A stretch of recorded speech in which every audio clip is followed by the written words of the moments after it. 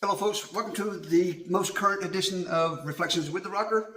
This story takes place just a little bit past the mid-80s, but not quite the late 80s, so 87, give or take. I remember exactly where it was at. It was in Lawrenceville, Georgia, at the National Guard Armory. And this was the first time I ever seen this wrestler, but the way he looked, carried himself, it was like a magnet. It drew me into itself to so much that I didn't even take pictures, because see, at the time I was doing photography work for the programs and also for the promo pictures for some of the wrestlers. All that, to the point he just mesmerized me so much that I didn't even take pictures. That's my bad. But it was wearing either maroon or burgundy. Some people may say it's the same color, but I don't know. But anyway, it was like a maroon burgundy tuxedo jacket. Had a cummerbund with a bow tie, and had a comb stuffed down in the cummerbund. Sunglasses. Had a cane. I think we had like a gold top ball handle on it. If you haven't quite figured out who I'm talking about the one and only Gentleman Ken Timbs. It just locked me in, and yeah, he was just like, he stood out in my mind above all the people in the shows. You know, I had my brother on there, and I think like, but I mean, Jerry Blackwell, Wrestling 2, you know, the Abdul the Butcher. This guy, he drew me in, and he sold me on himself. Just the way he carried it. I hadn't even talked to him, met him, didn't even haven't watched him work yet. But it was just that good, and drew me and stuff like that. Fast forward a few years later, his wife, Juanita, was making some gears and has his table set up. And I bought a Blue Blazer replica mask, which I actually wore in my very first match. And she's been my primary gear maker since 1989. Fast forward a couple more years. I was still a green rookie. And it was an outdoor show. It was in the Battle Royal stuff. And I grabbed this guy and I threw a forearm. And apparently it was weak because Ken Timbs comes over and grabs that same kid, Billy's name, goes, "This is how you do a forearm." And just wow! Across the kid's back, the kid dropped his knees. He coached the kid back up and told me to try it. And it was like on the job training. A couple of weeks. He threw a few forearms, I threw forearms. So he felt like he was riding, the kid kind of staggers off like that. And then later on, I gave someone an uppercut, and it was bad precision placement for this one kid. It was the very same kid. Ken grabbed him, brought him over to me, gave him a big old uppercut. Kid flew back. And so it was more on the job training. I was giving the kid some uppercuts. We were swapping back and forth.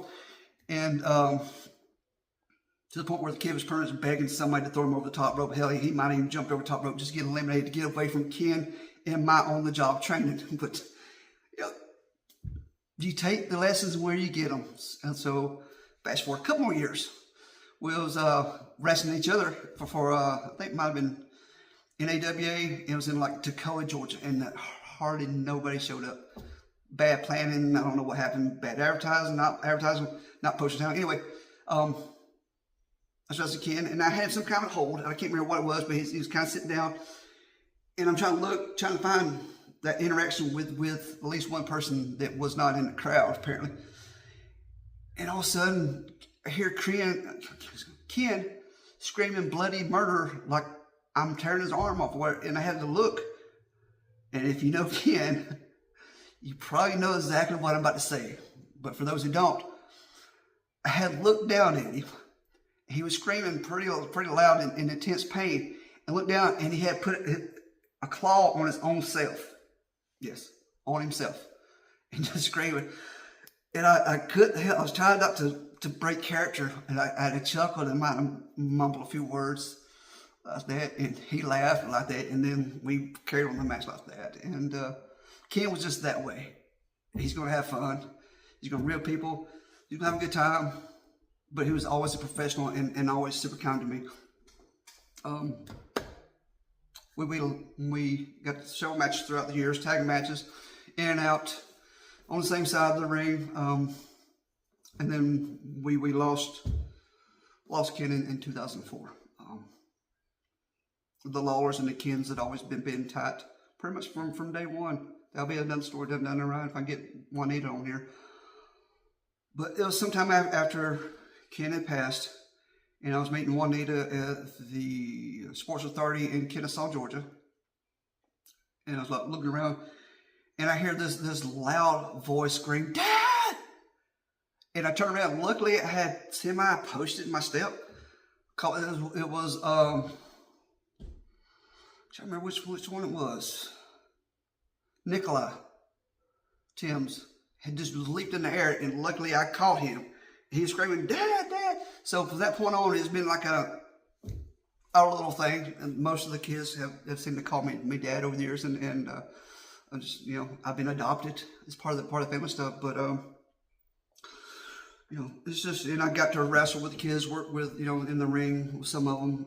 Of course, Joe was doing a lot of refereeing, and then Wolfgang and then Buck. Over the years like that. So it's just, I've been truly blessed to be included in this family. And we've seen a lot of ups and downs and good times, bad times, and we support each other. And then January of this year, 2024, I had the honor of inducting my friend Ken Timbs into the NAWA Hall of Fame. And a lot of his kids and grandkids showed up. And it was a pretty big entourage. If you know how the Timbs roll, you know exactly. And I think I got a picture that I'll put at the end of this deal like that. But yeah, so Ken was a very unique person, and I'm glad that I got to know and get to spend quality time with him and his family. And I hope you like this installment. I'll keep them going as long as you keep watching. As Poops and Pops like to say, peace, love. See ya.